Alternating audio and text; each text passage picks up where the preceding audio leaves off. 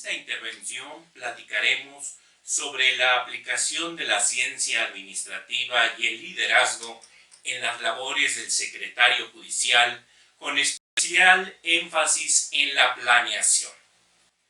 Soy el magistrado Ariel Alberto Rojas Caballero, soy integrante del primer tribunal colegiado en materia administrativa del 16º Circuito, con sede en Guanajuato, Tengo el honor de ser parte del equipo docente del Instituto de la Judicatura Federal desde hace 20 años, donde he impartido las cátedras de Derechos Humanos, Ética Judicial y Administración y Liderazgo para órganos jurisdiccionales, lo que ha generado diversos libros de texto que he publicado con Editorial Porrúa.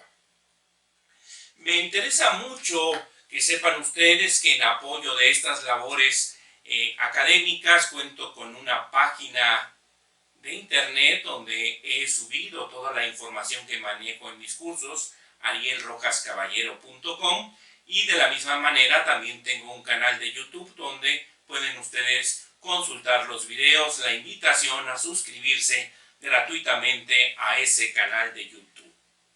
Vamos a hablar entonces de la aplicación de la ciencia administrativa y el liderazgo en las labores del secretario judicial, con especial énfasis en la planeación. Y aquí vamos a empezar con una frase de Baltasar Gracián en esa obra tan importante que se llama El arte de la prudencia, que dice así: más vale un grano de buen sentido que montañas de inteligencia. Así se camina seguro, aunque no tan aplaudido. Pero la reputación de prudente es el triunfo de la fama. Con ella se satisface a los prudentes, cuya aprobación es la piedra de toque de los aciertos. Más vale un grano de buen sentido que montañas de inteligencia. Quizá aquí es donde se ve la importancia de la ciencia administrativa y el liderazgo que nosotros vamos a desarrollar en esta pequeña charla, como ese grano de buen sentido que nos permite tener mayor efectividad a la hora de desempeñar nuestras labores jurisdiccionales. En mi libro Administración y Liderazgo para órganos jurisdiccionales refiero el siguiente cuento. En el juzgado pésimo de distrito en la ciudad del caos, las jornadas de trabajo eran abrumadoras. Con frecuencia permanecíamos en él hasta altas horas de la madrugada. A pesar de dedicar tantas horas, no era gran cosa lo que avanzábamos. Los expedientes se acumulaban. Teníamos un gran rezago. Las resoluciones nunca se dictaban oportunamente. Sin embargo, algunos compañeros eran privilegiados. Salían muy temprano, no regresaban en las tardes y llegaban a las 10 de la mañana. Eran los proyectistas. Siempre trabajamos la presión de lo más urgente o se atendía el asunto del litigante más latoso. Todos los días las instrucciones cambiaban y las cosas se tenían que hacer de manera diferente. Un mismo acuerdo de mero trámite nos lo regresaban a corrección varias veces por cuestiones intrascendentes. Tenía compañeros que no sabían computación y menos derecho. Eran recomendados. No me sentía a gusto en la oficina. Todo eran rumores, chismes y competencia por quedar bien con el jefe, aunque rara vez lo veíamos. Hablaba por conducto de un secretario. Siempre albergué mis dudas sobre quién realmente mandaba en la oficina. A pesar de haber estado 10 años como oficial y haber concluido mis estudios de maestría en Derecho Constitucional y Amparo, nunca pude ascender y poco fue lo que allí aprendí. Nunca me tomaban en cuenta. Alguna vez se me ocurrió hacer un proyecto y en lugar de agradecérmelo, fui reprendido, aunque después me enteré que el secretario lo presentó como suyo. El digno marco de este macabro panorama eran las deterioradas instalaciones que teníamos. El polvo, el desorden, los expedientes tirados en el suelo, las promociones regadas en los escritorios y en los cajones revueltos con comida, billetes de depósito y otros valores. No había control de nada. La estadística y las anotaciones en los libros se hacían a la memoria del supersecretario. Pobres abogados, eran tratados con desprecio, algunas veces hasta humillantemente. Se les decía, ¿que no ven todo el trabajo que tenemos? Pues este cuento, que algunos podrán considerar que alguna coincidencia con la realidad, es pura fantasía, lo cierto es que refleja lo que yo he llamado el paradigma tradicional. El paradigma, ¿qué es un paradigma? Es un modelo o un patrón en cualquier disciplina científica o en otro contexto de conocimiento epistemológico. En psicología se refiere a las acepciones de ideas, pensamientos, creencias que se aceptan como verdaderas o falsas sin ponerla a prueba de un nuevo análisis. Este juzgado pésimo de distrito en la ciudad del caos recoge algunas de las características de ese paradigma tradicional. ¿Pero qué caracteriza ese paradigma tradicional? Pues que en un órgano jurisdiccional o en parte de él están todas las cosas dadas. No se requiere poner en marcha ninguna estrategia, ninguna nueva organización, ninguna nueva planeación. Todo está dado. El titular solo debe sentarse en su privado a revisar acuerdos y proyectos y firmarlos. El personal trabaja de manera mecanicista. El trabajo sale con un elevado costo de horas hombres. Cada día se inventan procedimientos y formatos. Lógicamente, los resultados de este paradigma tradicional son resoluciones dictadas con retraso, contradictorias, incompletas o incongruentes y de poca calidad. No existen horarios, el personal está sometido a un desgaste permanente, existe un ambiente organizacional burocratizado y hostil que muchas veces se percibe, se siente, y hay la frase que dice, el ambiente se puede cortar con un cuchillo. Y desde luego hay problemas derivados de la falta de control de documentos importantes. Fíjense ustedes que en el prólogo que hace el ministro en retiro Mariano Azuela Buitrón a este libro de Administración y Liderazgo para órganos jurisdiccionales, él destaca que este tipo de cuestiones que caracterizan al paradigma tradicional y desde luego sus resultados desfavorables, generan las conductas que más frecuentemente han sido sancionadas como faltas administrativas, algunas de ellas graves, por el Consejo de la Judicatura Federal. Desafortunadamente, a los abogados no nos preparan en administración y liderazgo, y bueno, los intentos institucionales para capacitar en estas materias pues no han tenido una continuidad que sería deseable. Por otra parte, tenemos un paradigma innovador, un paradigma en el cual los titulares y sus colaboradores asumen la labor de planear sus actividades y funciones a través de organizar, estructurar, seleccionar, inducir, motivar, capacitar y promover al personal. Creo que algo que es muy importante en el paradigma innovador es partir de que el hombre es la medida de todas las cosas. Como decía Terencio, aquí lo importante que es que el humanismo, como lo refiero en mi obra, es el punto de partida, el medio y el punto de llegada. Es a través de los colaboradores en los órganos jurisdiccionales donde pueden hacerse las grandes transformaciones. Pero para ello hay que atender al ser humano completo, con cuerpo, mente, corazón y espíritu. El paradigma innovador se caracteriza por tener procedimientos administrativos estandarizados. Yo creo que aquí es lo más importante que se percibe en un órgano jurisdiccional. Que todo el personal en un órgano que se maneje bajo el paradigma innovador, todo el personal sabe qué es lo que tiene que hacer. Todas las actividades están encuadradas en procedimientos administrativos perfectamente establecidos.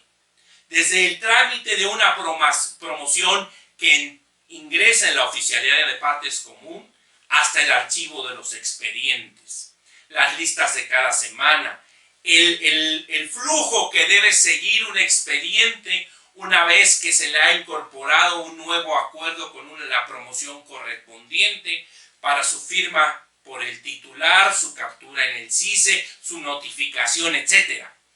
En un órgano jurisdiccional hay muchos procedimientos que requieren estandarizarte. En mi libro doy cuenta de algunos de ellos.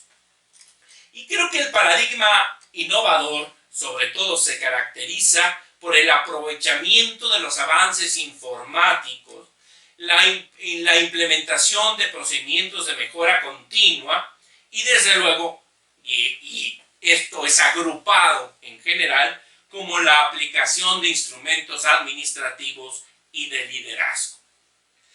Finalmente, lo que se quiere es la efectividad del órgano jurisdiccional, hacer más con menos y de mejor manera. Y esto se concreta en el objetivo general que todos los órganos jurisdiccionales tenemos, que es resolver pronto y bien.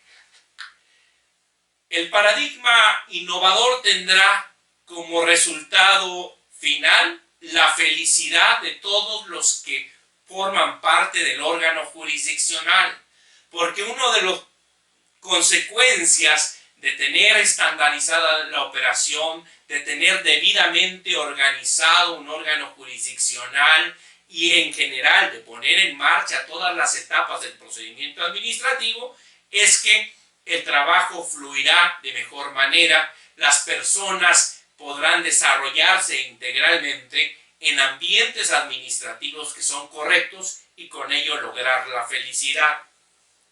Yo recuerdo que de 2004 a 2011, donde en 11 ocasiones impartí este curso de administración de órganos jurisdiccionales a los ganadores de los concursos de oposición para jueces de distrito, pues yo les ofrecía esto, que si los ahora nuevos jueces en ese momento querían ser felices, pues lo que tenían que poner en marcha es esta serie de instrumentos administrativos y de liderazgo, porque al mismo tiempo lograrían la felicidad de sus colaboradores. Todo esto es posible. En mayor o menor medida hay órganos jurisdiccionales que a veces intuitivamente o en otras ocasiones con titulares, con secretarios, con actuarios plenamente sensibilizados con estos temas, han puesto en marcha estos instrumentos de administración y de liderazgo. Desde luego que esto es un reto de todos los días, que no solo requiere una cuestión técnico-jurídica, porque involucra conocimientos que normalmente no tenemos los abogados, como es la administración y el liderazgo, pero esto es necesario llevarlo a cabo siempre con sensibilidad humana. Vamos a entender claramente que en los órganos jurisdiccionales el éxito o el fracaso se va a lograr con la entrega o la no entrega del personal que trabaja en él. Por eso, nuevamente, el humanismo es el punto de partida, el medio y el punto de llegada. En la medida en que los órganos jurisdiccionales aplican, y lo ideal es que fuera con pleno conocimiento los instrumentos administrativos y de liderazgo, pues se tendrán mejores resultados. La estandarización de cualquier organización pues dará frutos muy importantes para que el trabajo fluya, que todos sepan qué es lo que tienen que hacer y cómo deben hacerlo. Desafortunadamente, cuando no se pone énfasis en estos temas de administración y liderazgo, cuando no se pone interés en cambiar los paradigmas e irnos de un paradigma tradicional a un paradigma innovador, pues las consecuencias son muy negativas para el personal, para el titular de este órgano jurisdiccional y al final para los justiciables. Insisto que la efectividad de órganos jurisdiccionales va de la mano de la aplicación de la ciencia administrativa y del liderazgo. Vamos a partir, para empezar a hablar de la ciencia administrativa, de la leyenda del nudo gordiano. Dice la leyenda que en Frigia vivía un buen campesino llamado Gordio, y toda la riqueza que tenía Gordio era un carro con 2 bueyes. El oráculo de Delfos vaticinó que sería rey de Frigia el primer hombre que pasara por cierta calle. Coincidió que aquel primer hombre fue Gordio con su carro. Lo nombraron rey y Gordio fundó la ciudad de Gordia. Y una vez que le preguntaron cuál era su secreto, enseñó el nudo que ataba sus 2 bueyes del carro y dijo: este nudo que nadie es capaz de hacer ni deshacer, lo he hecho yo. A la muerte de Gordio, el carro y el nudo fueron guardados en el templo, confiando en que mientras nadie deshiciera el nudo, el reino de Frigia no sería sometido ni destruido. Llegó allí Alejandro Magno en su expedición guerrera y se enteró del oráculo y la leyenda. Entró en el templo de un tajo y con un tajo de su espada partió el nudo gordiano y lo deshizo, con lo que Frigia fue sometida. Esta leyenda del nudo gordiano me permite a mí explicar cómo es que se ve un órgano jurisdiccional por un titular, por un secretario. Se ve como ese entrecruzamiento de procedimientos, de personas, de organizaciones que son difíciles de desatarse.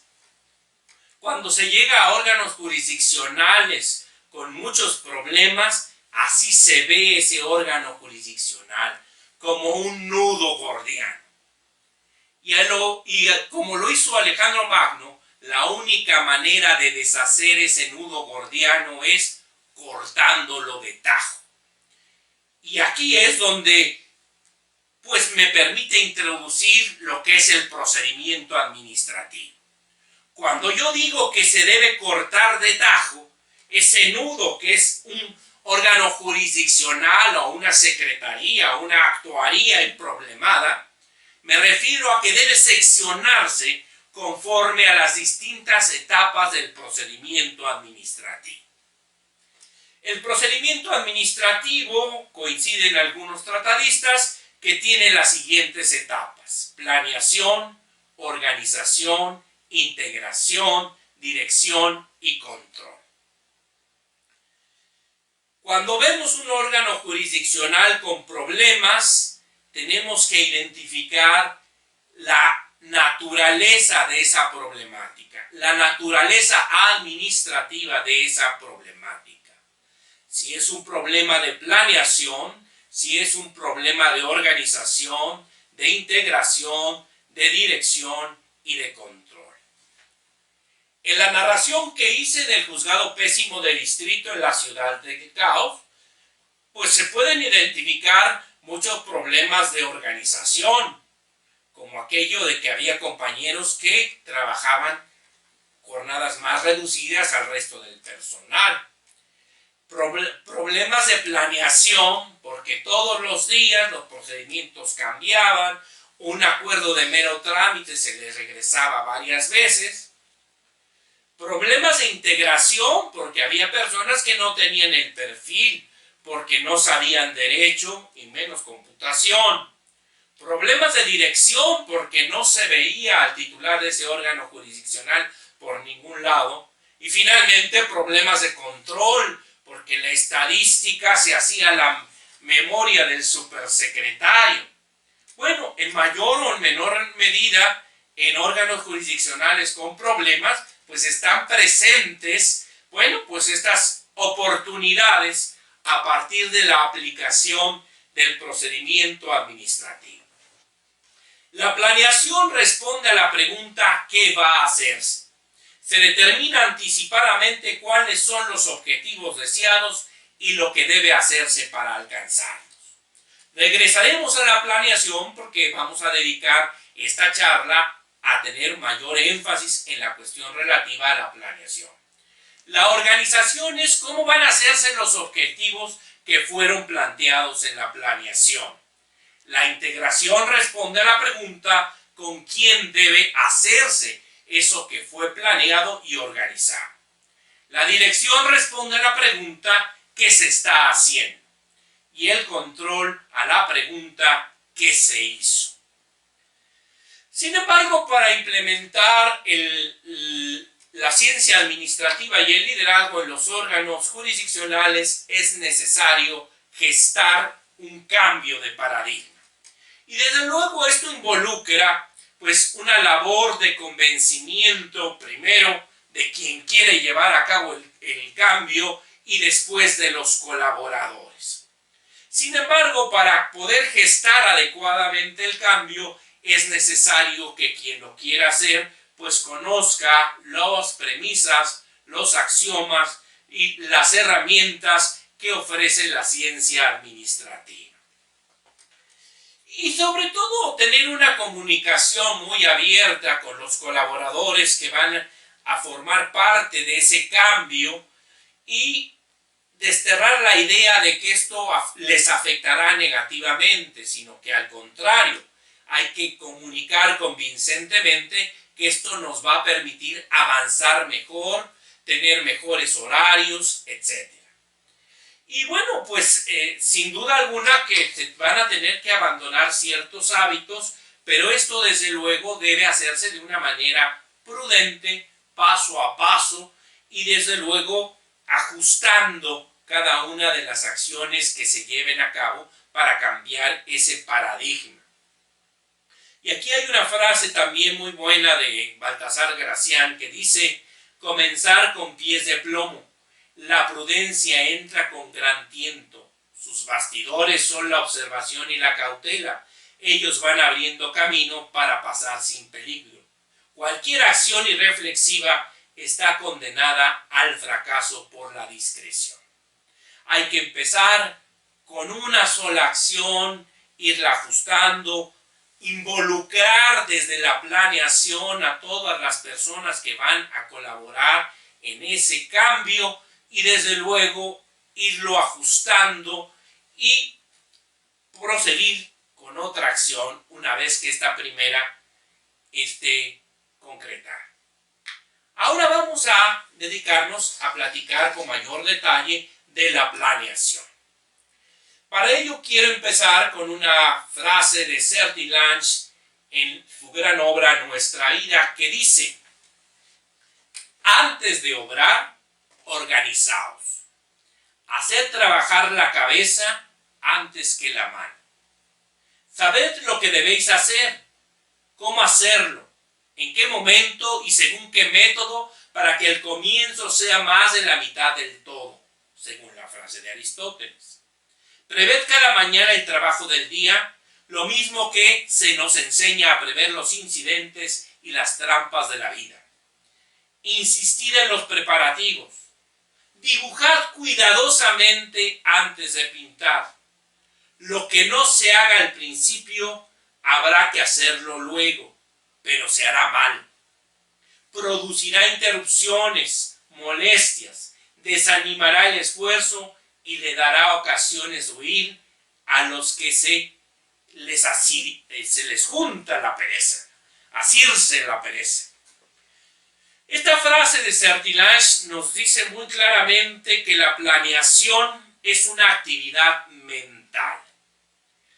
es la formulación de estrategias para el logro de la misión y los objetivos de la organización a través de programas, métodos, procedimientos, políticas y normas, y la determinación del tiempo en que deben ejecutarse. En pocas palabras, la planeación es una actividad mental a través de la cual se pretende armonizar acciones con tiempos y recursos. Acciones, tiempos y recursos. La planeación finalmente es la diferencia entre una situación actual y una situación deseada.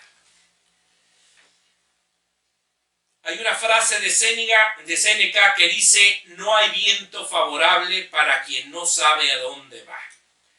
Por ello, lo principal en la planeación es tener muy claro cuál es el objetivo de una organización.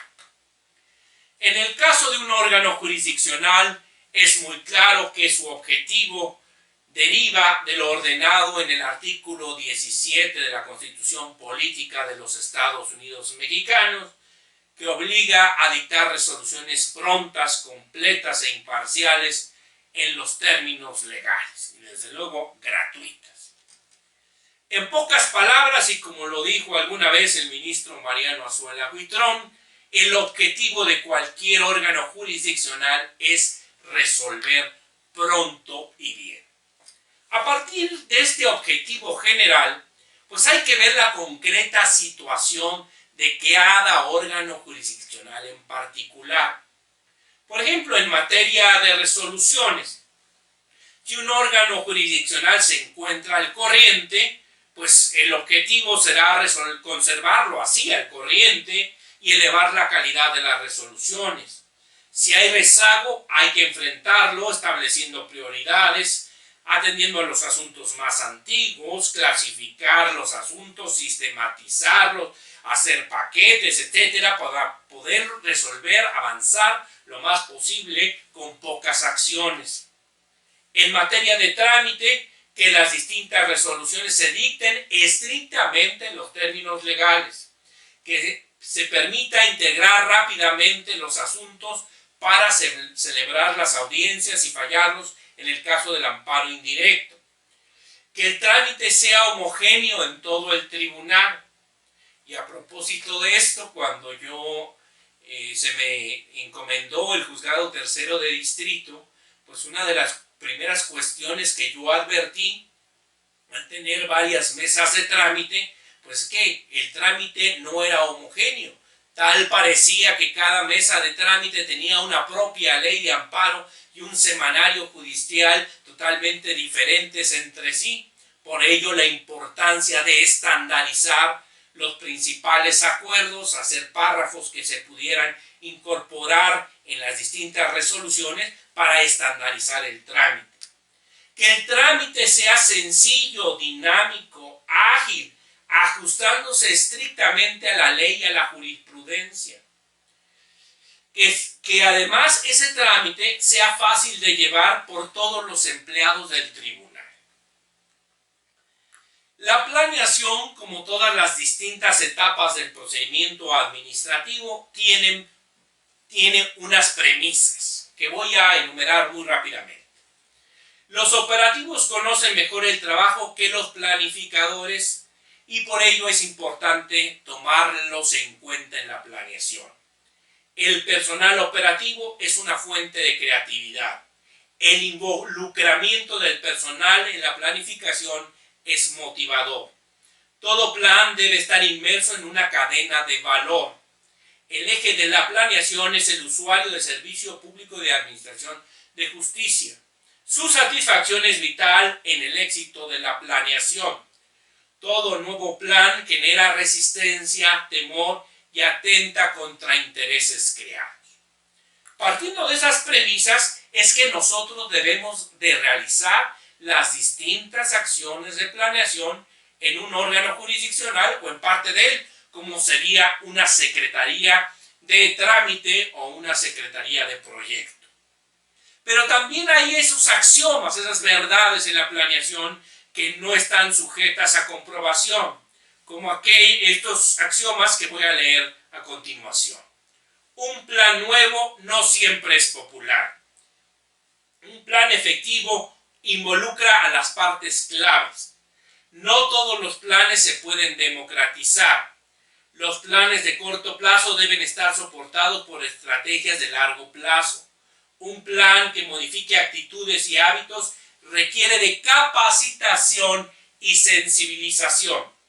Todo plan puede ser sujeto a experimentación o simulación, y mientras más se den, mayor será su éxito. Hay que hacer pruebas de que las cosas pueden funcionar.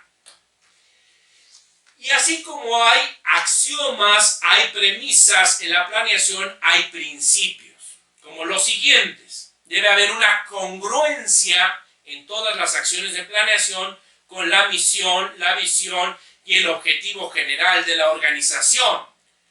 Si hemos definido que el objetivo general de un órgano jurisdiccional es resolver pronto y bien, es lógico que todos los planes, programas, normas, procedimientos, etcétera, estén ajustados a ese objetivo general de resolver pronto y bien. Debe haber una unidad, un principio de unidad y de dirección. Debe llevarse a cabo el principio de delegación. No haga el superior lo que tiene que hacer el inferior. Debe haber una flexibilidad en la planeación. Debe tomarse en cuenta pues todas las acciones que deben llevarse a cabo en un órgano jurisdiccional, los distintos procedimientos para que estos no choquen entre sí o se conviertan en cuellos de botella. Y desde luego todo tiene que estar sujeto a control, a poderse medir para poder ajustar esa planeación. ¿Qué herramientas son las que utilizamos para la planeación? Primero, la definición de objetivos, que ya hemos hablado sobre este objetivo general de resolver pronto y bien. Pero también la planeación se hace a través de metas, que son resultados parciales. Por ejemplo, en un órgano jurisdiccional se puede establecer como meta 150 egresos al mes o 120 egresos al mes. En una ponencia de un tribunal colegiado se puede establecer que van a egresar 12, 15 asuntos a la semana. La planeación también se lleva a cabo a través de acciones. Es uno de los elementos con los que trabajamos. ¿Qué se tiene que llevar a cabo para poder cumplir con las metas y con el objetivo general? Con políticas, que son líneas generales de acción que debe haber en un órgano jurisdiccional. Y aquí es muy importante, y yo insisto en este tema, que el titular de un órgano jurisdiccional o el titular de una sección de un órgano jurisdiccional, como sería una secretaría o una actuaría, pues debe de empezar a emitir disposiciones con las que se permita cumplir con el objetivo general y con las metas. Yo en el juzgado tercero de distrito esto se empezó a hacer a través de circulares que después se codificaron en un manual de organización, como ya lo tenemos aquí en nuestro tribunal colegiado. Esta es la manera en que hay políticas generales de cómo se debe actuar en un órgano jurisdiccional. Pero también la planeación se hace con estrategias. Y creo que el mejor ejemplo que tenemos de estrategias en el ámbito jurisdiccional, pues es esas acciones que, por ejemplo, la Suprema Corte de Justicia de la Nación ha llevado a cabo para sistematizar una gran cantidad de asuntos con una misma problemática a través de comités de secretarios que realizan problemarios, que presentan a los señores ministros una propuesta de solución, y con ello se puede integrar fácilmente la jurisprudencia y entonces remitir el resto de los asuntos o para la resolución de los asuntos que se quedaron aplazados en los tribunales colegiados. Con esa estrategia pues se puede avanzar muchísimo y resolver miles de asuntos. Creo que este es un ejemplo muy destacado de estrategias que en la planeación pueden llevarse a cabo en los distintos tribunales colegiados, en los tribunales unitarios, y desde luego en los juzgados de distrito. La planeación, valga la tautología, se hace a través de planes. Los planes pueden ser programas, como es común que en cualquier órgano jurisdiccional se haga un programa para atender una visita de inspección, un programa de depuración de expedientes, un programa de depuración de valores, un programa de archivo, con procedimientos, que esto yo creo que es lo más importante en la planeación. Definir claramente las distintas acciones que se deben llevar a cabo en cada órgano jurisdiccional, con el personal que tiene que intervenir en cada uno de los procedimientos, con los tiempos en los que se tienen que desahogar cada una de las etapas de esos procedimientos.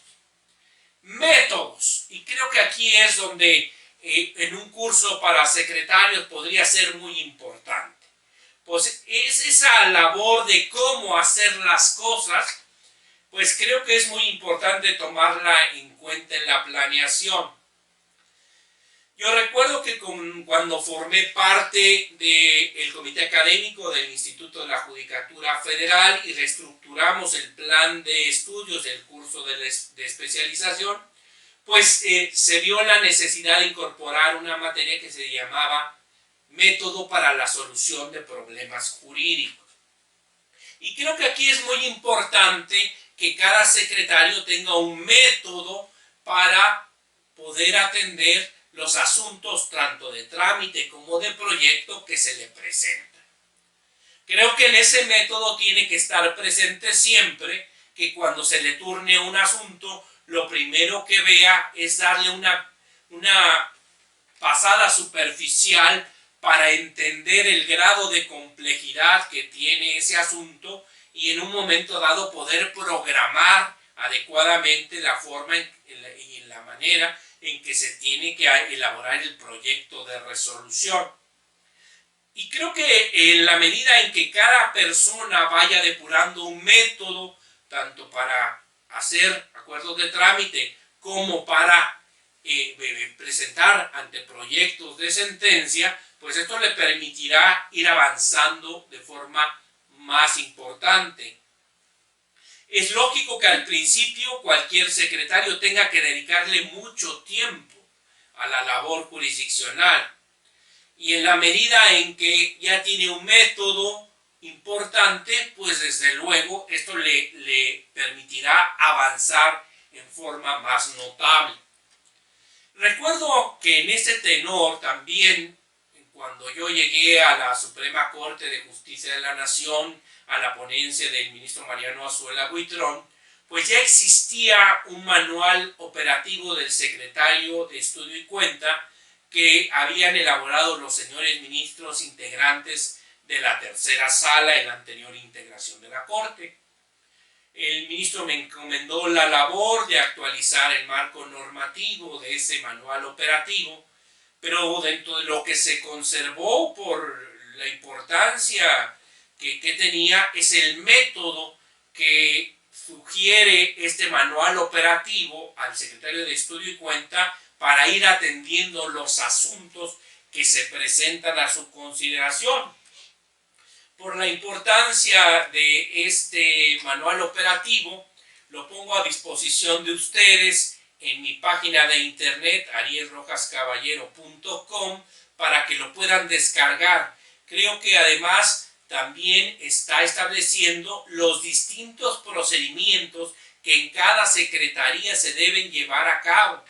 Procedimientos tales como el archivo del asunto, la solicitud de papelería, el control del asunto para su listado para sesión, etc. Son distintos procedimientos, por eso es tan importante este manual operativo. Entonces creo que con esto podremos tener un panorama de los distintos métodos que son importantes. Y finalmente en la planeación, el último tipo que tenemos de plan son las normas, que son esas reglas que sirven precisamente para ir desahogando el trabajo. En el caso de un órgano jurisdiccional, pues tenemos normas constitucionales, normas legales que derivan de la Ley Orgánica del Poder Judicial de la Federación, de los distintos códigos, de la Ley de Amparo, pero también normativa que ha emitido el Consejo de la Judicatura Federal y que en temas administrativos es muy importante de tomar en cuenta y tener siempre presente. Pero además, en cada órgano jurisdiccional, su titular o un secretario, en el caso de una mesa de trámite, un actuario, puede emitir disposiciones que permitan desahogar el trabajo de una mejor manera, tal como lo ha reconocido en su momento la Comisión de Disciplina del Consejo de la Judicatura Federal.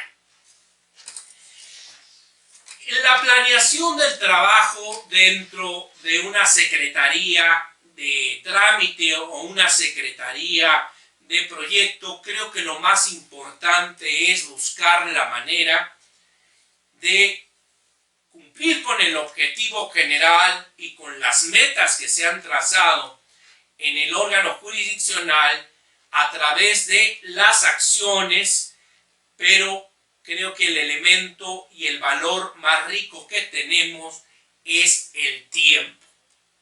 Debe optimizarse el tiempo. Yo he visto con mucha tristeza cómo este recurso tan valioso que es el tiempo se pierde en los órganos jurisdiccionales, y la experiencia revela que es con la socialización con la que se pierde ese recurso tan valioso que es el tiempo. Para optimizar el tiempo tenemos que pensar que lo que yo no dedique en el tiempo de atención al público, en el tiempo de jornada oficial en el órgano jurisdiccional, lo tendré que hacer en otro lado, lo tendré que hacer en mi casa, lo tendré que hacer los sábados y domingos para poder cumplir con los objetivos y las metas. Entonces, primero que nada hay que ser muy cuidadosos del manejo de nuestro tiempo. Y en la planeación se debe poner en práctica uno de los 7 hábitos de la gente altamente efectiva de Stephen Covey. Creo que la planeación es una de esas etapas del procedimiento administrativo donde están más claros los 7 hábitos de la gente altamente efectiva. Porque el primer hábito es de ser proactivo, desde luego que se concreta en la manera en que yo quiero cambiar el paradigma y pongo en marcha planes y programas con las premisas, axiomas y herramientas que la planeación me da. Luego, otro de los hábitos, el segundo hábito de la gente altamente efectiva, pues es el de pensar por adelantado, iniciar con un fin en la mente. Ya vimos que la planeación es ante todo una actitud mental. Bueno, aquí hay el otro hábito de la gente altamente efectiva que se pone en marcha en la planeación, que es primero lo primero. Si se tiene el alto compromiso, la alta responsabilidad de ser parte de un órgano jurisdiccional, pues lo primero de todo es cumplir con lo que se nos ha encomendado en ese órgano jurisdiccional. Primero lo primero es involucrarse claramente con una mística de servicio que debe caracterizar a los órganos jurisdiccionales. Un compromiso cabal con los principios, valores y deberes que la ética judicial nos da. Y desde luego, pues esto involucra laboriosidad, que es una de las virtudes que recoge el Código de Ética del Poder Judicial de la Federación. Primero lo primero también me involucra, bueno, que tengo que clasificar los asuntos para poder cumplir con los objetivos y las metas. Claramente, cuando se tiene, por ejemplo, en un órgano colegiado, una meta que se le fija a un secretario de 3, 4, 5 asuntos a la semana, pues para cumplir con esa meta de 3, 4, 5 asuntos a la semana, debe de organizar, y eso involucra que esa labor que ya hizo al recibir un expediente captar rápidamente cuáles son los problemas que se presentan en ese expediente, el grado de dificultad que éste tiene, pues esto me permite saber si es un asunto muy difícil, es un asunto difícil, es un asunto con precedentes, sin precedentes, o es un asunto muy fácil. Y así puedo combinar asuntos difíciles con asuntos fáciles para poder completar mi cuenta. Y esto es importantísimo porque la efectividad de un órgano jurisdiccional se mide con eso, que se cumplan con las metas. Y desde luego, al cumplir con las metas, con el objetivo general. Y aquí creo que también es importante para un secretario el hacer uso de otro de los 7 hábitos de la gente altamente efectiva, que es la de sinergizar. Que yo lo pongo en práctica y lo comento en mi libro de Administración y Liderazgo para órganos jurisdiccionales, con la cuestión de poder aprovechar lo que ya se hizo en el órgano jurisdiccional en beneficio de que el trabajo fluya de manera más efectiva. Y no hay instrumento más efectivo, valga la tautología, que los avances informáticos. Si en un órgano jurisdiccional se lleva un control de lo que se viene resolviendo, se cargan en una base de datos esas resoluciones ya aprobadas por el órgano colegiado, por el titular de un tribunal unitario, de un juzgado de distrito, pues ese trabajo se puede aprovechar debidamente clasificado en beneficio de todos los demás proyectistas. Y creo que aquí es como se puede aprovechar esto de sinergizar. Aquí en el tribunal colegiado, pues lo que hemos hecho es una base de datos y desde que se lista un asunto viene una tarjeta de clasificación con los problemas jurídicos más importantes que se abordan en ese asunto, con criterios de clasificación que permiten a todos los proyectistas localizar ese asunto y aprovecharlo. Desarrollos argumentativos de esa manera, recopilados en las bases de datos, permiten avanzar mucho en los proyectos. En el curso de especialización judicial, yo he dicho a mis alumnos, a los futuros secretarios del Poder Judicial de la Federación, que bueno, lo primero que tiene que hacer un secretario proyectista es, pues al recibir un expediente, es darle una pasada, captar el grado de dificultad que tiene. A la hora de ya ponerse a elaborar el anteproyecto, pues lo primero que tiene que hacer es leerlo con acuciosidad. Claro que es uno de los grandes problemas que en la actualidad tenemos, porque la gente pues no sabe leer, no comprende lo que lee, y bueno, aquí en el Poder Judicial no solo se requiere secretarios que sepan leer y que comprendan lo que leen, sino que tengan que dar el salto cuántico, que también es una cuestión muy grave en nuestro sistema educativo, que es saber escribir. Y esto pasa por también una cuestión muy importante, que es tener una base científica de derecho. Un mal estudiante de derecho difícilmente será un buen secretario de estudio y cuenta, un buen secretario de juzgado o de tribunal. El tener los conocimientos jurídicos indispensables para captar los problemas jurídicos. Decía mi querido maestro don Ignacio Galindo Garfias que el tener una mentalidad jurídica, el estar preparado y formado jurídicamente, permite a una persona pues hacer la gran distinción de escuchar la novena sinfonía de Beethoven cuando el resto de las personas están oyendo llover. Lo mismo, una persona que no tenga una sólida formación jurídica, pues difícilmente entenderá los problemas jurídicos que se están planteando en un expediente.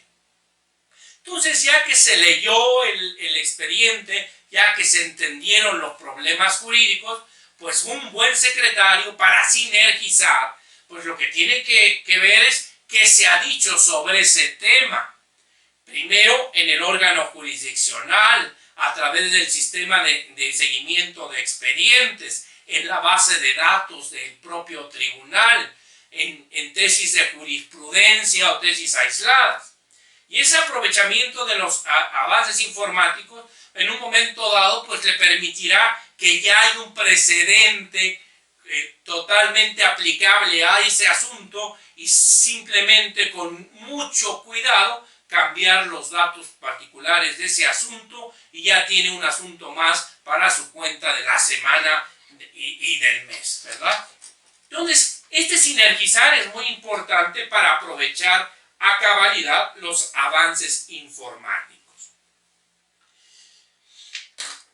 Vamos a comentar lo que yo creo que son puntos muy importantes de tomar en cuenta para la aplicación de la planeación para cualquier secretario.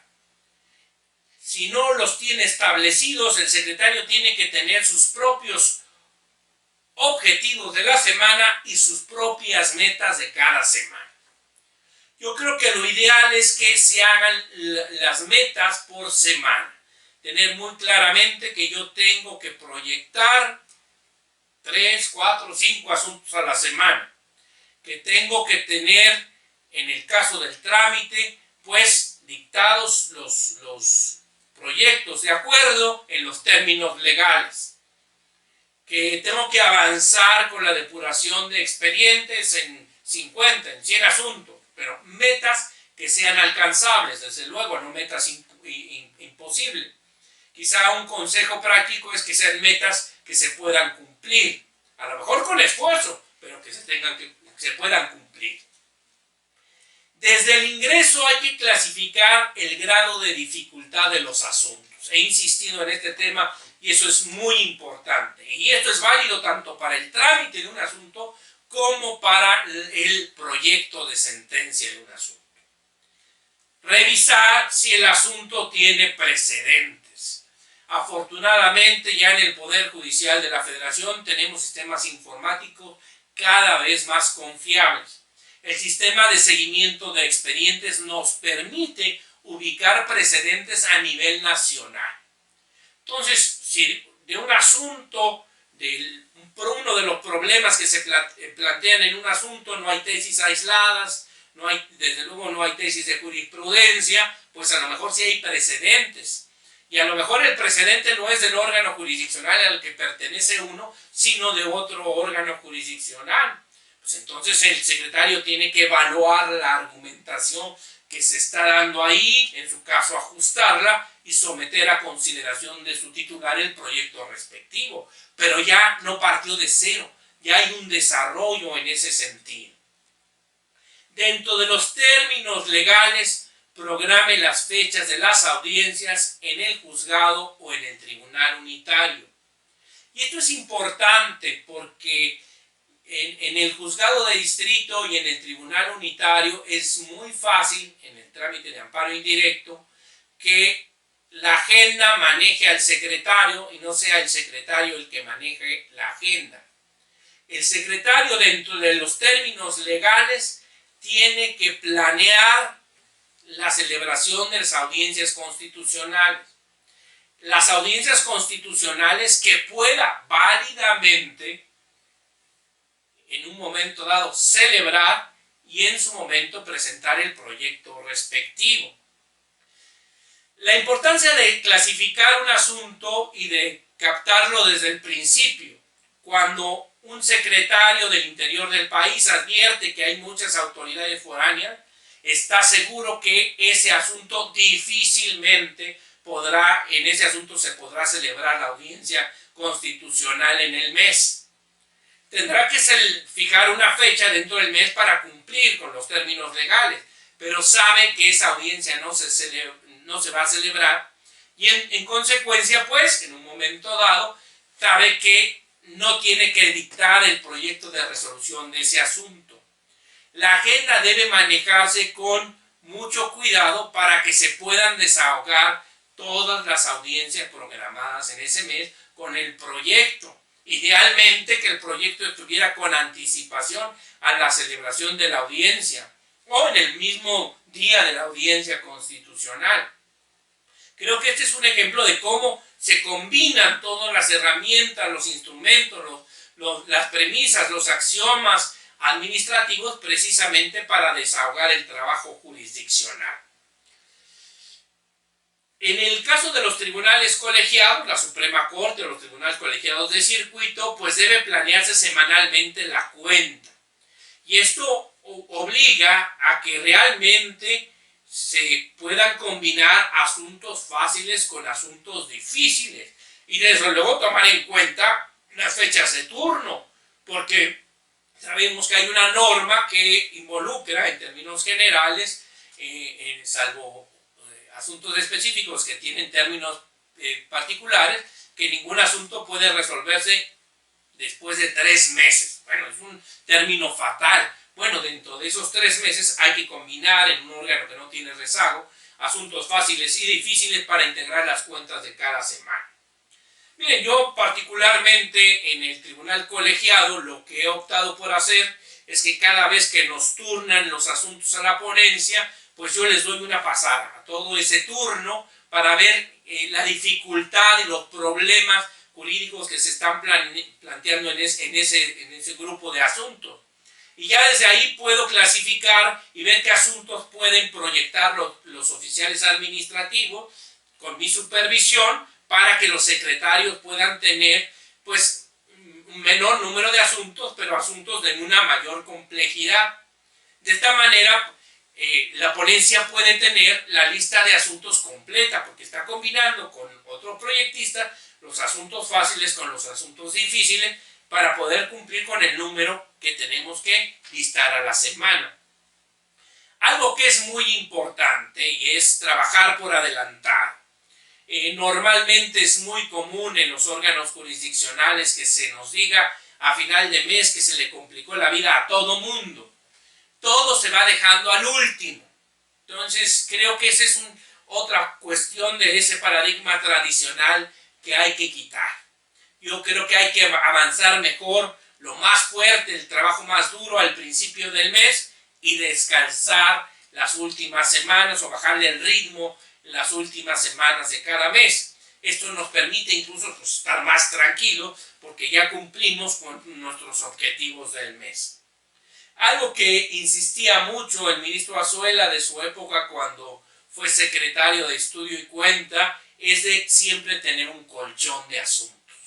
Tener un colchón de asuntos adelantados porque uno no sabe qué contingencia personal puede presentarse y bueno, puede uno incumplir con la norma que se nos ha dado de determinado número de asuntos a la semana.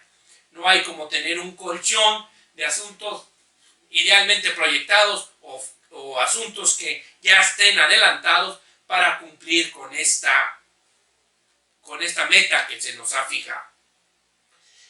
Presento en las láminas una pirámide que creo que recoge muy bien pues, los distintos conceptos de la planeación. La visión de un órgano jurisdiccional o de una parte del órgano jurisdiccional que responde a la pregunta ¿qué queremos lograr? La misión que responde a la pregunta ¿qué somos y qué hacemos? Los valores, que son los principios con los que trabajamos y que en los órganos jurisdiccionales están recogidos en el Código de Ética. Los objetivos, que son los logros que tenemos que ver realizados. Las estrategias, como la manera en que podemos alcanzar esos objetivos. Las metas, que son esas mediciones parciales de lo que queremos lograr.